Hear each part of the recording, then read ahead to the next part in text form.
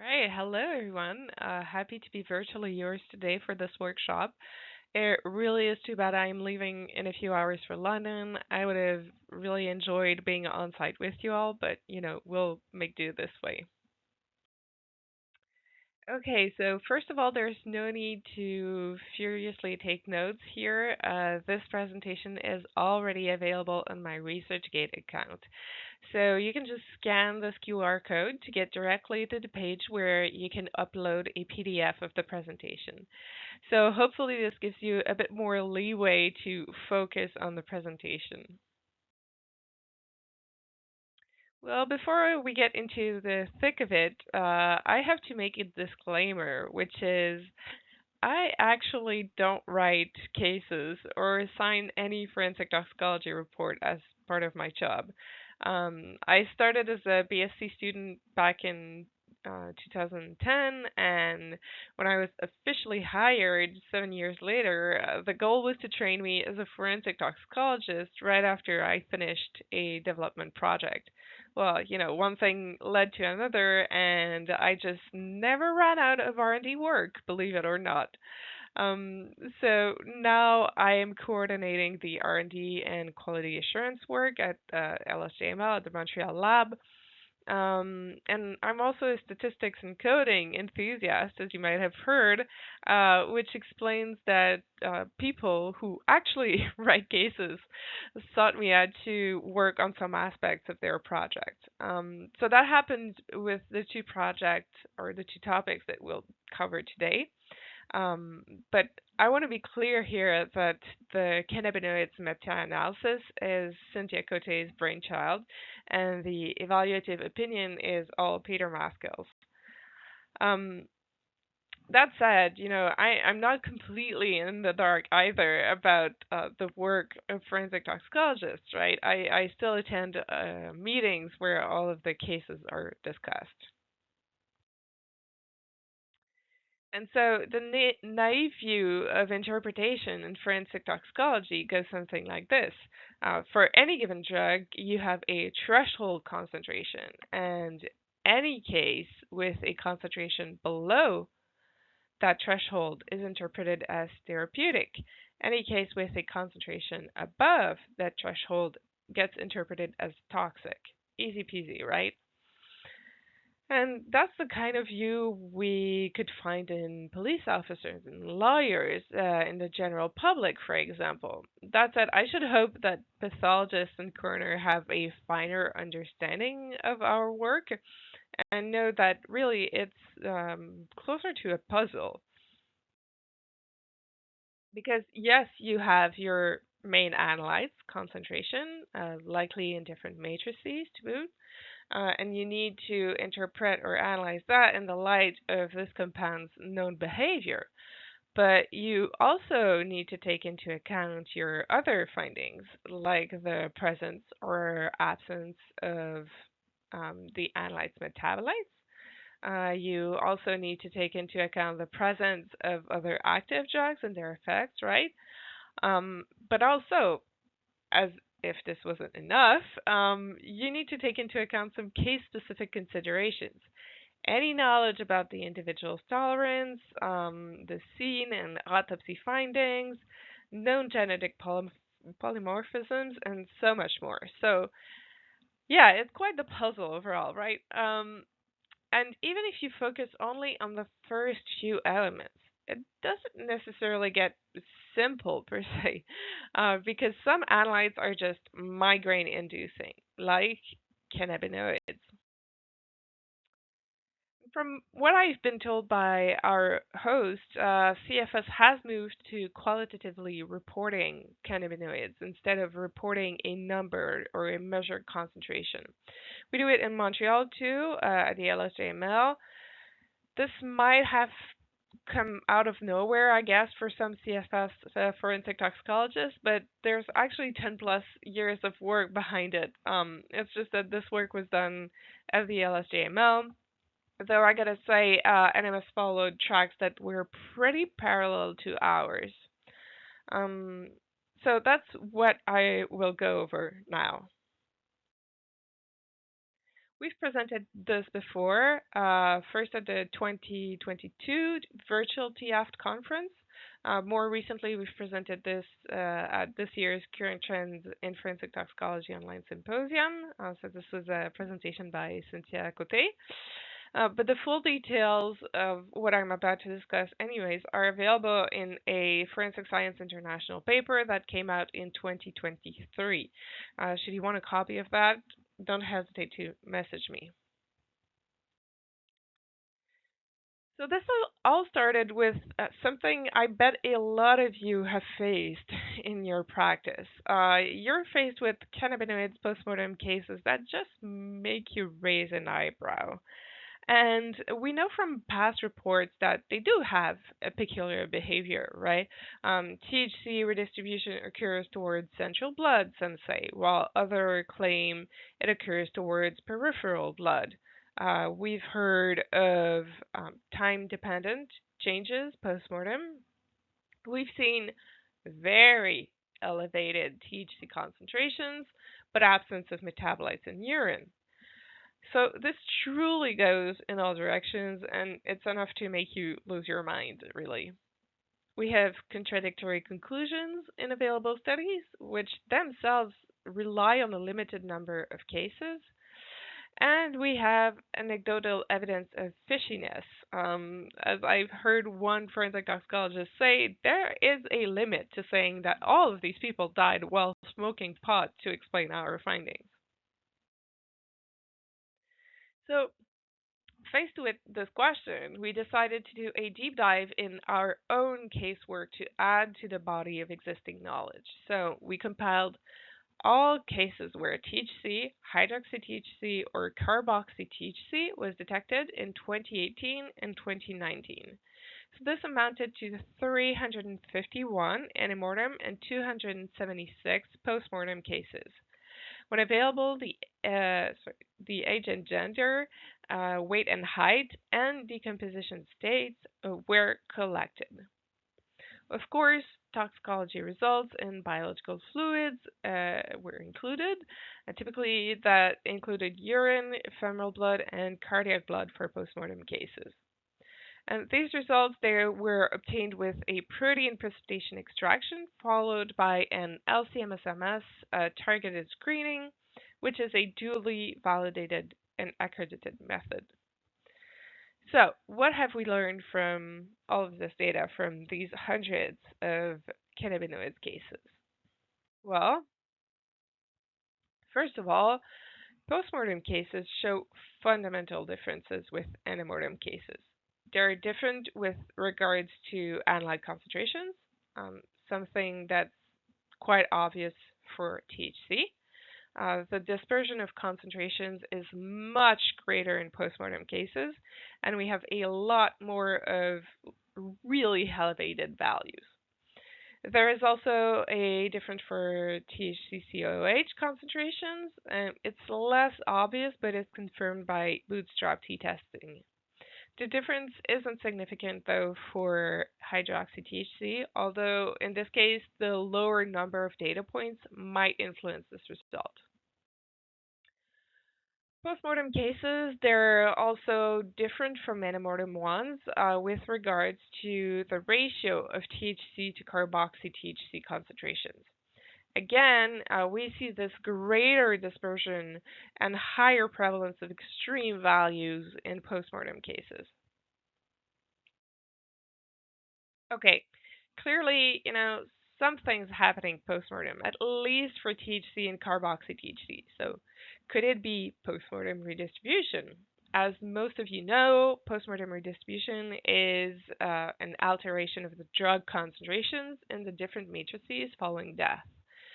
We typically use the ratio of concentrations in central blood, for example, cardiac blood, to the concentration in peripheral blood, for example, femoral blood, as a measurement proxy to evaluate the presence and magnitude of postmortem redistribution.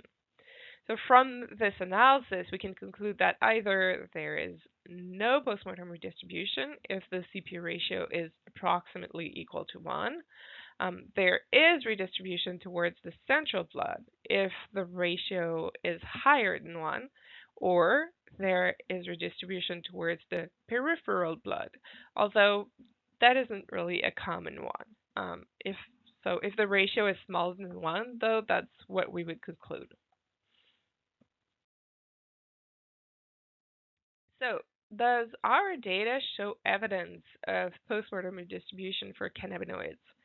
Yes, redistribution towards peripheral blood for THC and towards central blood for carboxy THC. In both cases, this is significant according to a two-sided Wilcoxon test. However, we don't see any evidence of redistribution for hydroxy THC. Are we able to pinpoint a predicting factor then for redistribution, or at least something that would be correlated?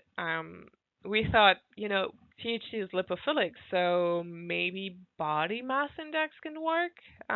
If there is more fat in the body, maybe there's more stored THC, more redistribution. Although some of you might tell me that BMI is kind of a poor proxy for fat content, but it's kind of the only thing we have on hand. So, anyways, but no, well, we don't find any correlation at any rate between the BMI and the THC redistribution extent. If redistribution is time dependent, then we thought maybe by extension, putrefaction level or conservation state can be correlated to the redistribution extent, but that doesn't work either. Mind you, we do see some significant differences between some groups, right?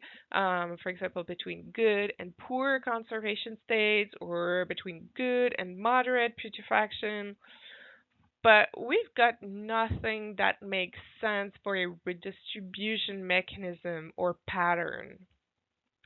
If that was the case, we would, for example, see a steady increase or decrease of the ratio as conservation state worsens from good to advanced putrefaction. We'd even be willing to tolerate a group or two that were out of line, for example.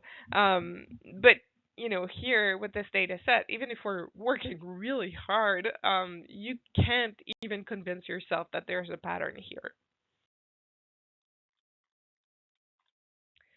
That was a quick overview of what our data tells us, but it isn't just about us, right? It's about the sum of published knowledge. So we've performed a meta-analysis, which is a tool to combine the results of different studies and generate a point estimate with a confidence interval. In my humble opinion, it really is an underused tool in forensic toxicology.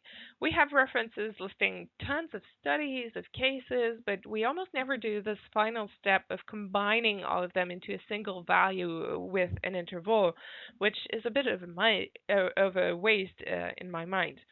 But anyways, so we used a median of median approach and performed the analysis with our studio. What else?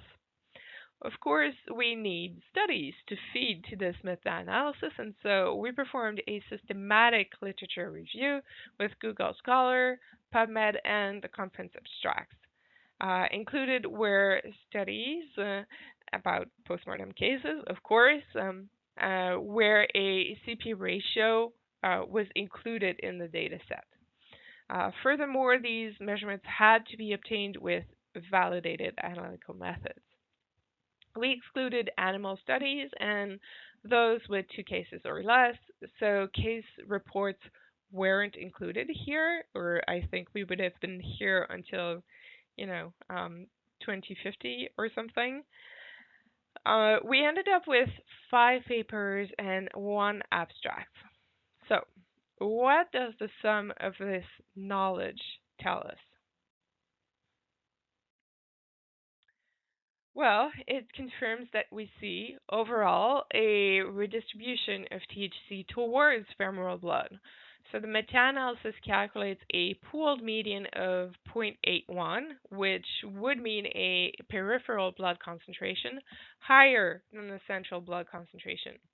and the 95% confidence interval is 0.51 to 1.2. So why would that be the case? Why not a redistribution towards central blood, as is more typically the case? Um, well, one of our hypotheses is that the fat tissue in the leg could act as a reservoir of THC, given the high lipophilicity of the drug. But your hypothesis is as good as ours, really. For carboxy-THC, we see overall a redistribution towards central blood, as is more typical for postmortem redistribution. Indeed, we obtained a pooled median of 1.3 with a 95% confidence interval of 0.97 to 1.6. So the data tells us that there is postmortem redistribution for THC and carboxy-THC. Well, that's all well and good, but how do you spot potentially problematic cases where you have a strong suspicion that postmortem changes occurred? Well, based on the analysis of our database, we proposed 4 different red flags. First, the THC concentration in blood is above 50 nanograms per milliliter. Second, the THC to carboxy-THC concentration ratio in blood is above 1. So there is more THC than carboxy-THC in blood. Third, the THC central to peripheral concentration ratio is below 1. So when you try and evaluate the postmortem redistribution for the specific cases by taking the central to peripheral ratio, you get something below 1. And finally, there is no carboxy-THC present in urine.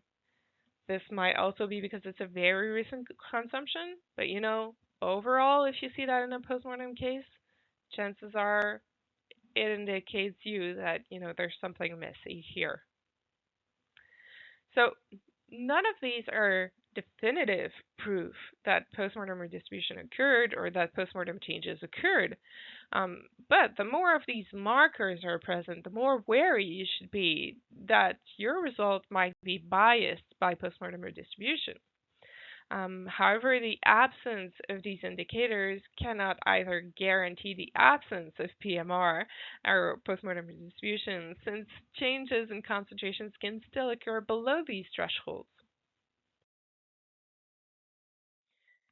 And I mean, as much as I would like to parade that as a solution with a neat little bow on it, the reality is we've just dumped another problem on the cannabinoids pile. We've got the postmortem redistribution with the 4 flags that we've just discussed, which, by the way, this means you need to analyze both central and peripheral blood to get a good view of what's going on, which, I'm aware not every lab can do. But all of that is on top of all of the analytical issues or analytical complexities that this analyte brings, and it's on top of the fact that THC has been detected in the blood of chronic consumers even after weeks of abstinence. And you mix that with the fact that the relationship between blood concentrations and impairment is tenuous at best. I mean, geez, what are we doing here reporting a number that can be biased in so many ways? And that's why the conclusion of our cannabinoids paper reads like this. We posit that qualitative reporting, so detected, not detected, should be used. The exact THC concentration is seldom, if ever, essential in postmortem cases since it informs to the circumstances surrounding death more than the cause of death, right? Haven't seen yet a case where we claim THC is cause of death. Reporting a quantitative measurement to the consumer, so the coroner, the pathologist, the medical examiner, the police officer, leaves the door wide open to misinterpretations by comparison to antemortem levels, for example, DUID per se. And that's something we've seen, by the way, with some of our clients. The THC level in this postmortem case is 10 nanograms per ml, which is above the DUID per se, ipso ergo facto. This victim was impaired by THC when they died. Well, no, but that's the type of conclusion that we invite when we report the concentration. And the rest of the conclusion reads, even qualitative reporting is not flawless, as overestimation of concentrations might lead to reporting presence in a deceased when none was circulating at the time of death. So this would be a sort of false positive, which begs the question: given all of these caveats, should postmortem cannabinoids analysis even be carried out? We believe it still has the benefit of eliminating cannabinoids consumption from the circumstances surrounding death when no cannabinoids are found in the analyses. When cannabinoids are found in the analyses, the conclusions are more ambiguous. Consumption might or might not have occurred contemporary to the moment of death. So it's the kind of thing where, if it's not there, it tells you something. If it's there, it's unclear what it tells you, really. Okay, so we just went through why and how cannabinoids is a difficult analysis and interpretation with results that are full of caveats, really. And because we don't have the tools to convey that properly to our clients with adequate nuances in our reports, we'd rather just say it's there, it's not there. But what if there was a better way? And I actually believe this is a situation where evaluative reporting could be quite helpful. So, in this section, I will be doing a primer of how evaluative reporting could be applied in forensic toxicology.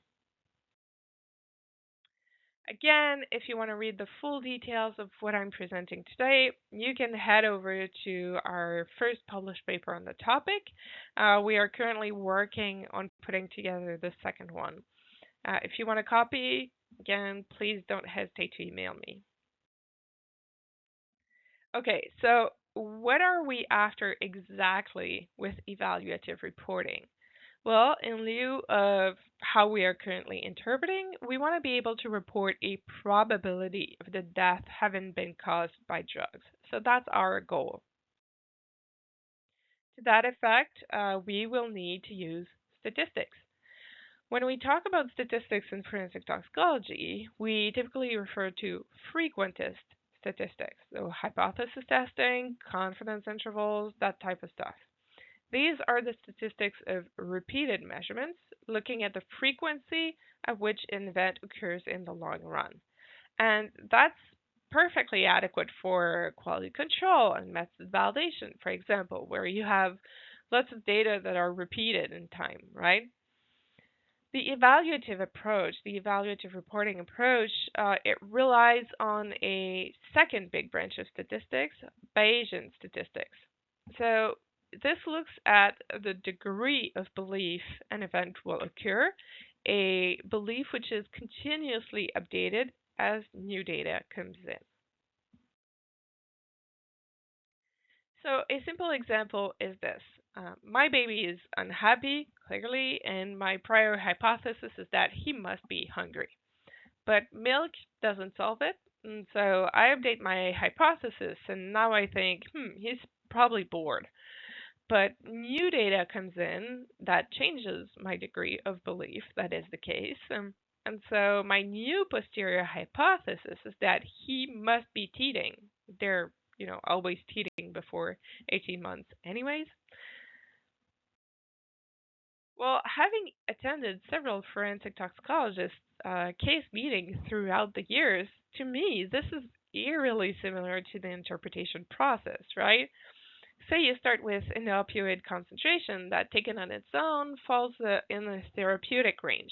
But then you find out that there are other opioids in the blood analyzed. Well, now you're thinking, this might be an opioids intoxication. But what if you learn that this was a long-time opioids user who clearly had some tolerance built in? Well, then you could be justified in having a new posterior hypothesis that the levels were therapeutic after all for this individual, right? So even now, you have all of these considerations that go together. As we mentioned before, this is more like a puzzle. Okay, so evaluative reporting is pretty close in a way to what we're already doing. Um, so why should we bother switching systems? Is it any better than what an experienced forensic toxicologist currently does? Well, my answer is that's not really the point. We're not suggesting this model because it gives a better interpretation. We're suggesting this model because it gives a more transparent interpretation. As you will see with this approach, every piece that goes in the final decision is explicit and available for challenge. And because every piece of the process is available for challenge, it also means we avoid unwittingly double counting evidence, something that has long been mentioned as a potential bias in forensic toxicology. So, how would this translate in a death investigation context? Well, again, what we want to know is what is the probability that death was caused by drugs? So, we'll use the COD drugs as a shorthand. Well, the fact finder in some systems, the coroner, in others, the medical examiner, has a prior estimation of that probability. Likely, it has been informed by findings on the scene and adjusted based on autopsy results. Well, in comes new information provided by the forensic toxicologist. The likelihood ratio, which is the probability of observing the measured drug concentration if death was caused by the drug versus if it was caused by any other means. And the fact finder uses that to update their estimation. They update it to the probability that death was caused by drugs given the measured drug concentration. And this right here, this equation, it's actually Bayes' theorem. And so our input as forensic toxicologists in all of this is right here. So it is the likelihood ratio, or LR, which is calculated from a quite simple equation. So it's the probability of the measured drug concentration given that death was caused by the drug divided by the probability of the measured drug concentration given that death was caused through some other means. Right, but how do we put a number on these probabilities? As we all know, we'll never be able to have a study where we kill 100 people with a fentanyl overdose and we go, oh cool, here's the probability of measuring X nanogram per mil, given that fentanyl is the COD. So we rely on what else? The data that we have. We split our casework in cases where the drug was identified as the cause of death and cases where some other cause of death was identified, the control group. Then we can prepare a histogram of the measured drug concentrations for each group. So here is the histogram for the group where drug caused the death. But this isn't yet quite as useful as we would like. We can't really say what is the probability of, say, a drug concentration of 400. So we'll do a couple of modifications to allow that. First, instead of using the number of cases for the y-axis, we'll switch to probability. Second, instead of having bins or classes of concentration on the x-axis, we'll switch to something continuous. Those of you with a bit more statistical knowledge have probably already recognized that this is called a probability density function, or PDF. You can go from histogram to PDF using a software such as R that uses mathematical tools to estimate it from the data that you have. The technical term for this process is density estimation. And now you can kind of see how easy it is actually to calculate both elements of the likelihood ratio. So you take the relevant PDF, for example, the one where death was caused by the drug, and you look for your drug concentration, and the probability is 0.0045, and it's as simple as that. But of course, for that, you need a robust PDF, which is a good estimation of the true PDF. So we explored this question. What are the requirements to build a good PDF using some computer simulations and real data? It turns out you need a bare minimum of 20 cases in each group, so the control and death caused by drug groups. And this really is a bare minimum. I mean, depending on the characteristics of the distribution, you might in fact need more, sometimes a lot more cases than that. So, for example, distributions with more variations will require a higher number of data points. And this is a bit more technical, but it also works best if you model it using a known distribution, such as log normal or normal. Distribution-less tools, such as kernel density estimation, they're quite common, but not really efficient here. As a sidebar here, I'm just going to say that most distributions of concentrations in blood will follow a log normal distribution. The only exception I've seen, weirdly enough, is ethanol, which is exactly what we'll use here to see how this whole process would articulate in real life. So let's say a body is found on the sofa of the living room. There is no history of drug abuse, no drug paraphernalia found at the scene. Autopsy finds no anatomical cause of death. When in this type of situation, the coroner faces maximal uncertainty here. So they assign the prior odds of death having been caused by the drugs as 50-50 or 1-to-1. How will toxicology inform that estimation?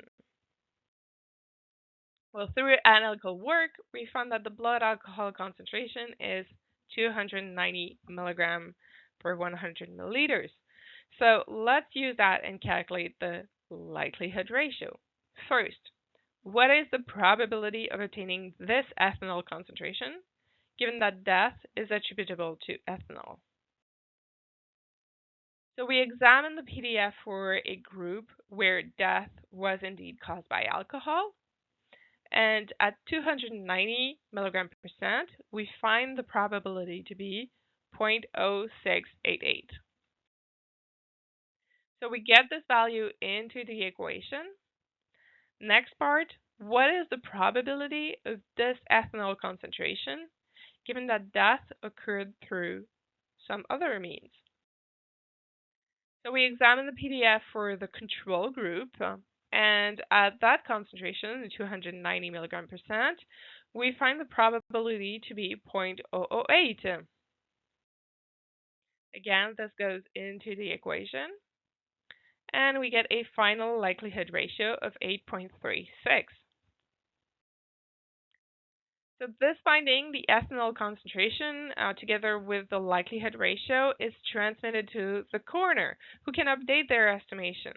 The probability of death having been caused by drugs has gone from 1-to-1 to now 8-to-1, taking into account the toxicology results. So as you can see, this is not as complex as one might initially think. Very doable. But most of all, this is a transparent approach to postmortem interpretation. Every data set, every piece of evidence goes into the final decision, it's defined, and it's available for challenge. Importantly, it avoids double counting of evidence, the so-called snowball effect. So one example would be when both the pathologist and the toxicologist consider scene evidence, such as drug paraphernalia, in making their decision.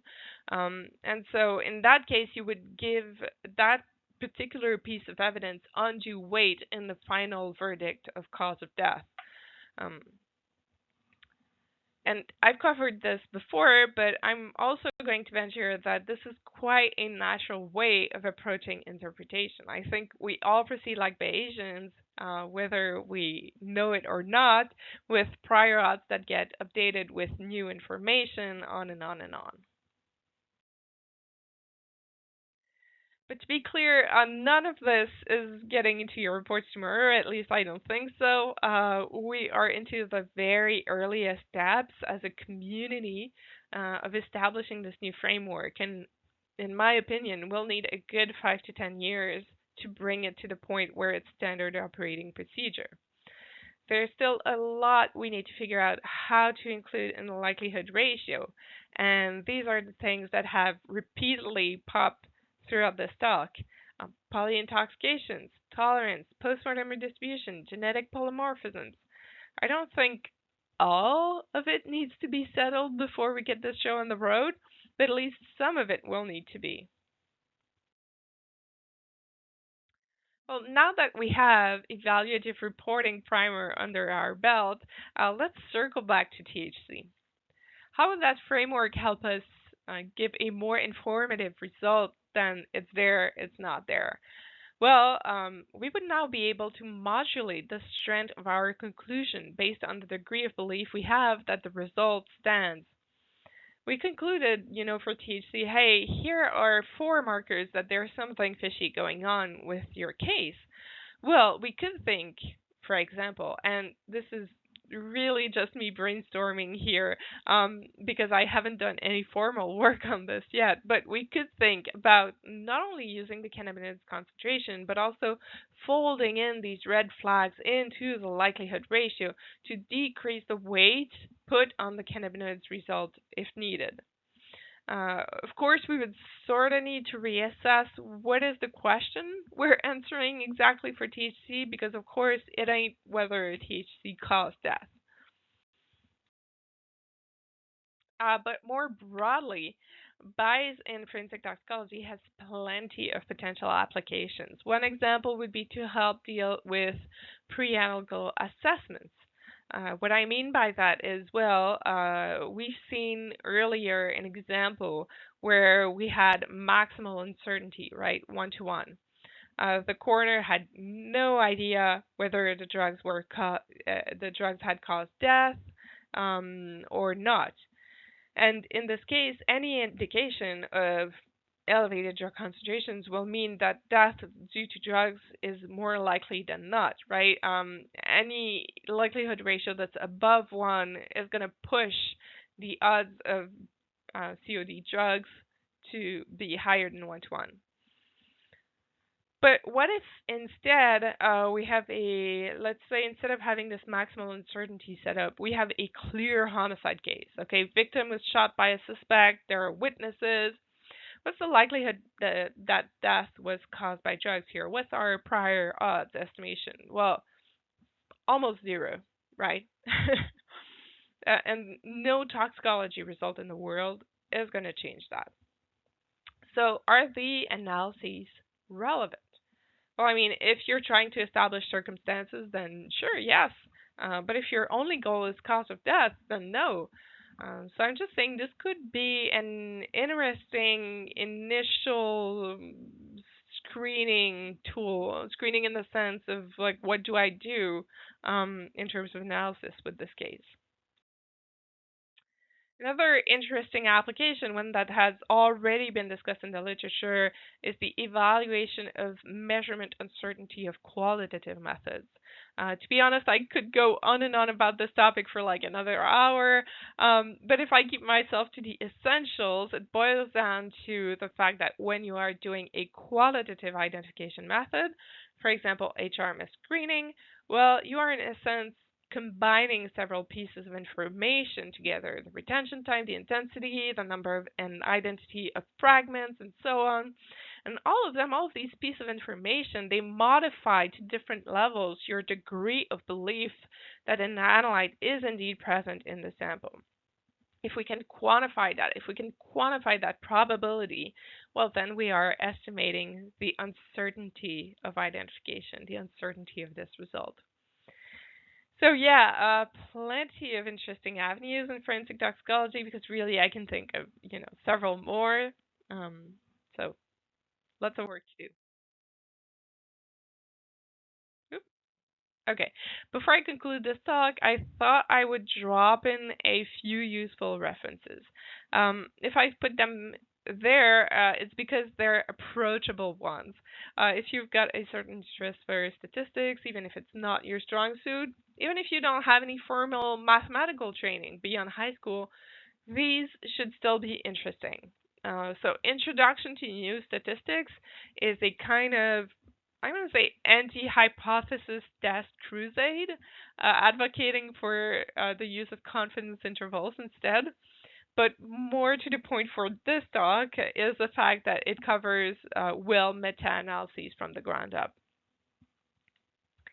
The theory that would not die is more of a historical book than a scientific one, I would say.